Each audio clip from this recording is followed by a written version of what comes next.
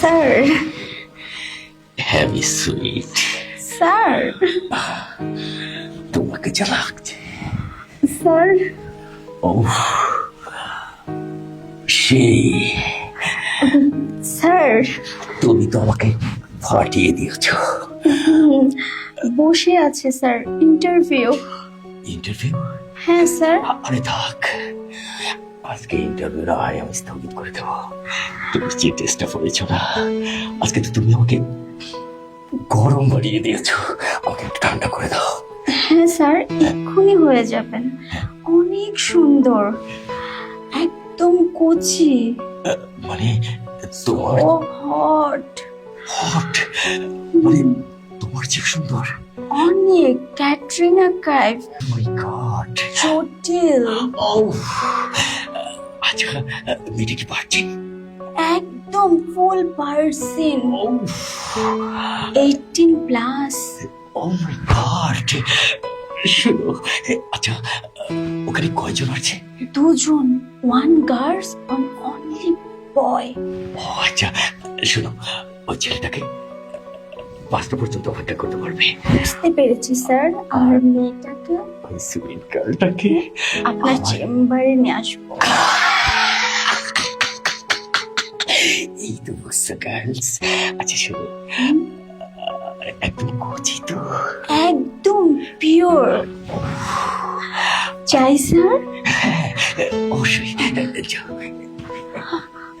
শোনো, দেখতে কি একদম সফট? একদম সফট স্যার। ও চাই স্যার? আচ্ছা ঠিক আছে। ওকে স্যার, পাঠিয়ে দিচ্ছি তাহলে। শোনো, আজকে না আমি তোমাকে ছেড়ে দিলাম, যাও আসো।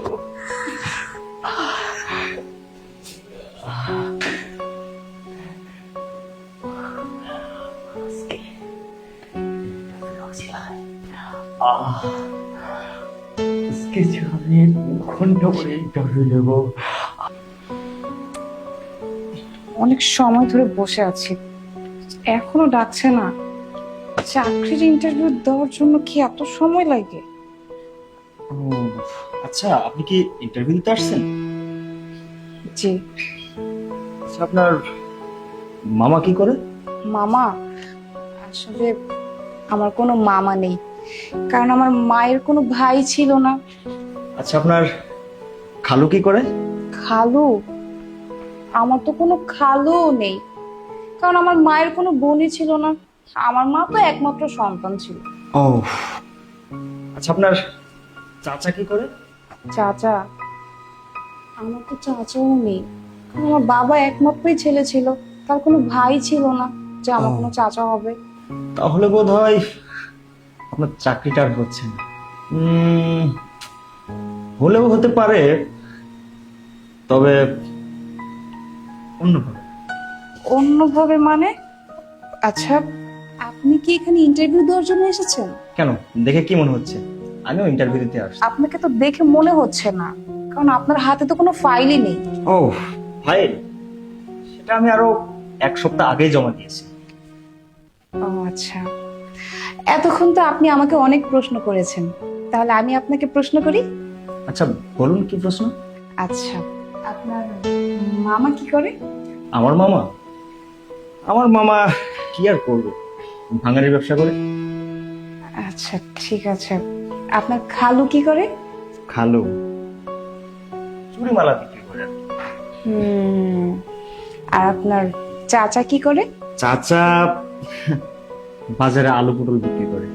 তাহলে আমার মনে হয় আপনার এই চাকরিটা আর হচ্ছে না। আপনার কেন মনে হলো যে আমার চাকরিটা হচ্ছে না?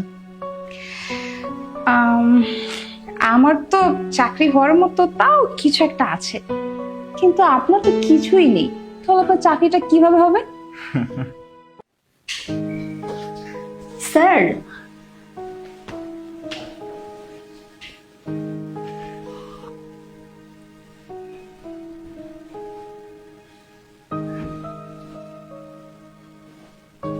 ওয়াও, ফাটাফাটি। আকাঙ্ক্ষা আমি সবটা বলবো। আমি ধরে রাখতে পারছি না। কখন থেকে ওয়েট করতেছি, এখনো ডাক দিচ্ছে না কেন? ম্যাম আসুন, ইন্টারভিউর জন্য স্যার আপনাকে ডাকছে। আরে ম্যাডাম যাবে কেন? আমি তো আরো তার থেকে অনেক আগে এসেছি।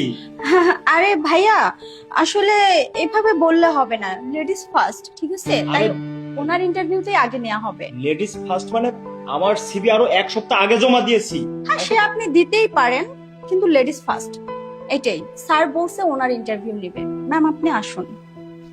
আমি তো যাচ্ছি ইন্টারভিউ দেওয়ার জন্য, আর আপনি এখানে খিচে মেরে বসে থাকেন।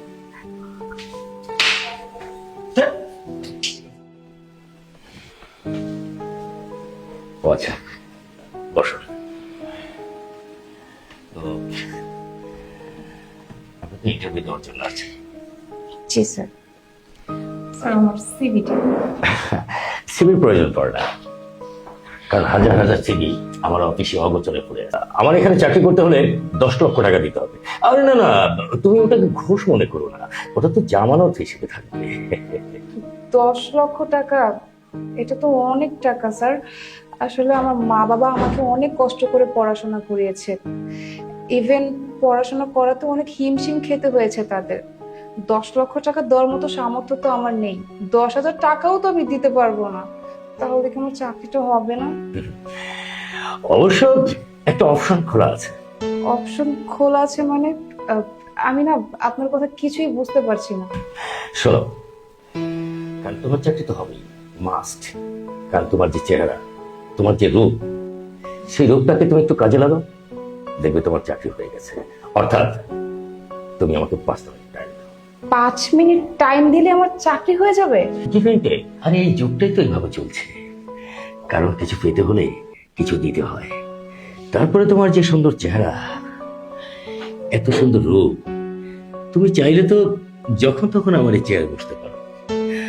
শুধু 5 মিনিট টাইম দেবে আমাকে, আর 5 মিনিট টাইম দিলে তোমাকে আমি মাসে মাসে প্রমোশন করিয়ে দেব। Officer, arrest him. বাট আরে কে? এইসব কার্ড দেখে আমাকে ভয় দেখানো হচ্ছে? কারণ আমি লিটন চৌধুরী। কারণ টাকার কাছে প্রত্যেকটা অফিসারই নতজন, আর আশা করি আপনারাও নতজন হবে। ও বোধ হয় চলে না, একটু বুঝিয়ে দেন। আশফাক, আপনি একদম ঠিক কথা বলেছেন। আচ্ছা ঠিক আছে সবুজ। আশামণি 10 লাখ টাকা নিয়ে আসো। আশামণি আসবে না। আশামণিকে জানেন? আশামণি আমাদেরই আছে, ও আর কেউ না। ও সিআইডি ইন্সপেক্টর আশামণি। মানে আশামণি তাহলে এতদিন আপনাদের ইনফর্ম হয়ে আমার এখানে কাজ করেছে? ম্যাডাম ওকে বুঝিয়ে দেন না কেন? বুঝিয়ে দেন। হারামির বাচ্চা, তুই কি মনে করেছিলিস? হ্যাঁ, তুই হয়তো ভুলে গিয়েছিস এটা বাংলাদেশ, বৈষম্য বিরোধী বাংলাদেশ। আর এইখানে না কেউ অন্যায় করে পার পাবে না। একটা কথা মনে রাখবি, আমরা এখন স্বাধীন বাংলাদেশের স্বাধীন প্রশাসন। তোদের মতো জালিমদের না অনেক আগেই ধরতে চেয়েছিলাম, কিন্তু কি করব বল, আমরা তো প্রশাসনের লোক, প্রমাণ ছাড়া তো আইন হাতে নিতেই পারবো না। আসুন, আসলে ধরার জন্য রাশের পাশে আমরা পিপিলিকার মতো চারিপাশে সারি বেঁধেছিলাম। একটা কথা মনে রাখিস, তোদের মতো নেতারা, তোদের মতো ক্ষমতাসীনরা ইচ্ছা করলেই আমাদের এখন বান্দরবন পাঠাতে পারবে না। তোদের মতো নেতারা, ক্ষমতাসীনরা, তোদের মতো শিল্পপতিরা ইচ্ছা করলে আমাদের চাকরি খেতে পারবে না। তোদের মতো নেতা শিল্পপতিদেরকে আমরা প্রশাসন এখন আর ভয় পাই না। হ্যাঁ, আমরা ভয় পাই, ভয় পাই আমরা। কারণ প্রশাসন এখন জনগণের, সম্পূর্ণ জনগণের প্রশাসন। আমরা প্রশাসনের দায়িত্ব অবহেলা করি। কোন সাধারণ একজন রিক্সাওয়ালা জনগণ যদি কমপ্লেন করে, তাহলে আমাদেরকে বান্দরবন পাঠাতে পারে ইচ্ছা করলে সে, আবার ইচ্ছা করলে আমাদের চাকরিও খেতে পারে। অফিসার, জি স্যার। চল ভাবি বলছি, চল ভাবি বলছি। অফিসার, ওকে এমন শাস্তি দিবেন যাতে ও আর কখনো কোনো মেয়ের সাথে অন্যায় না করতে পারে। নারী নির্যাতনের মতো ঘৃণিত কাজ করার সাহস যাতে আর কখনো না পায়। স্যার স্যার বাংলার জনগণ এরকম প্রশাসনই চায়, যেখানে অন্যায়কারী কখনো অন্যায় করে প্রশ্রয় পাবে না। আর আমরা সবসময় আছি জনগণের পাশে, জনগণের সাপোর্ট হয়ে।